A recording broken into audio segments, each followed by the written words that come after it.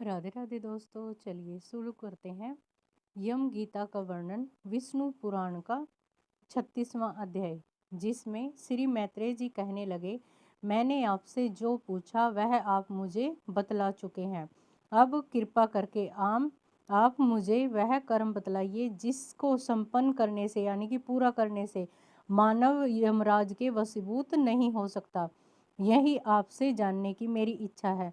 श्री पराशर जी कहने लगे, यही प्रश्न महात्मा नकुल ने भीष्म पितामह से जानना चाहा था। उन्होंने जो उसका उत्तर दिया मैं आपको वही सुनाता हूँ। भीष्म जी कहने लगे कि आदिकाल में मेरे यहाँ कलिंग देश का ब्राह्मण मित्र आया था तथा मुझसे कहने लगा, मेरे पूछे जाने पर कि एक जाति समर मुनि ने बताया था कि ये समस्त बातें अमुक अमुक तरह की होंगी। बस उस प्रखर बुद्धिमान ने तो बातें जिस तरह होने को कहा, ये सब अक्षरश उसी तरह हुई।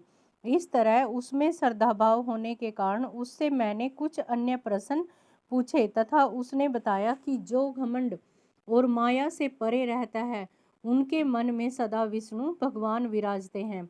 उन भगवान के हृदय में विराजित होने पर भगवान इस विश्व के लिए शांत रूप बन जाता है।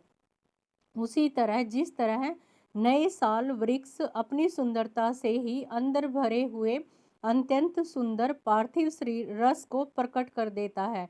हे दूत, जिनकी पाप राशि यम और तथा नियम से दूर हो गई है, जिनका मन लगातार श्री विष्णु भगवान में ही आकर्षित रहता है और जिनमें किंचित मात्र भी घमंड तथा मात्सर्य नहीं रह गया है, उन व्यक्तियों को तुम दूर से ही छोड़ देना। अखर खंग शंख तथा गदाधारी श्री विष्णु भगवान मन में विराजमान है, तो पापों के नाश करने वाले उन भगवान द्वारा उसके संपूर्ण किए हुए पाप नाश हो जाते हैं। सूर्य देवता के रहते हुए अंधकार का ठहरना असंभाव्य है यानी कि असंभव है। जो आदमी दूसरों की संपत्ति हथिया लेता है, जीवों का संहार करता है और मिथ्या यानी कि झूठ तथा कटुवाणी बोलता है, उस दुष्ट बुद्धि वाले मानव के मन में अनंत भगवान कभी विराजमान नहीं रह सकते। जो दुर्बुद्धि दूसरों का वैभव देकर कूटता है यानी कि जलता है तथा दूसरों की बुराई करता है, साधुओं का अहित करता है और धनवान होकर भी विष्णु भगवान का पूजन नहीं करता है, उस अधम के मन में जनार्दन भगवान कभी निवास नहीं करते।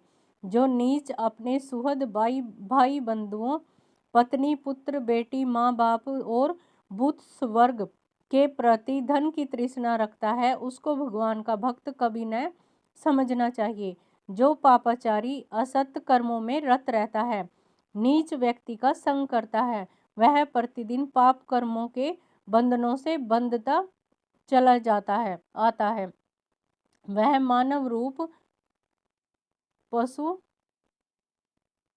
होता है, अतः वह भी विष्णु भक्त नहीं हो सकता।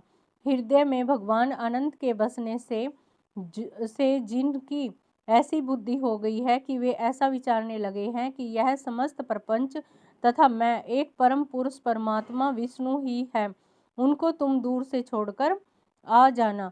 जो व्यक्ति भगवान को इस तरह पुकारते हैं, कमल नयन वासुदेव विष्णु धरणी धराच्युतम शंख चक्र पाणे भव शरण मिति रयंती ये व, अर्थात हे कमल नयन वाले, हे वासुदेव, हे विष्णु भगवान, हे धरणीधर, हे अच्युतम, हे शंख चक्र पाणे, आप हमको शरणागत उन्हें तुम दूर से ही छोड़कर चले आना। जिस मानव श्रेष्ठ के मन में वे अव्यात्मा परमात्मा बसते हैं, उनका जहाँ तक दृष्टिपात हुआ करता है, उस स्थान तक भगवान के चक्र के प्रभाव के द्वारा अपने वीर्य शीर्ण हो जाने के कारण तुम्हारी या मेरी गति नहीं हो सकती। वह महापुरुष तो बैकुंठ आदि लोकों का पात्र होता है।